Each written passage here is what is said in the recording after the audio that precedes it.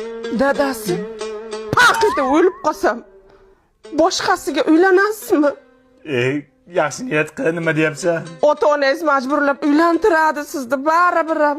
Sensiz qanday yashayman bu talog'im? Aldobsiz. Qiz bolaga uylanasizmi?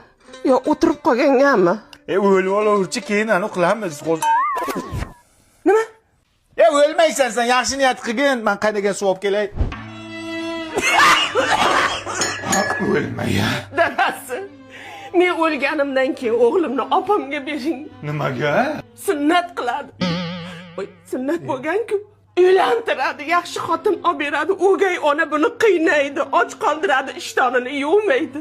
Men o'lgancha o'sha o'gay o'lsa bo'lmasmi, bolam? Normalniy xotin toparman unda. Normallisi? Hali siz izlayapsizmi? Men hali o'lmay turib siz o'zingizga xotinni mosidan Bunga qarash kerak-ku. Doktor ahvoli qanday? Hech narsa qilgan, oddiy gripp bo'lgan-ku bular. Ha, o'lsan. Grippaga o'xshab, o'qima qilasan. Men seni bir Astraxandrozmi deb o'ylanman. Men o'lmaymanmi? Sen o'lmaysan. Sen birinchi meni o'ldirasan, keyin o'lasan.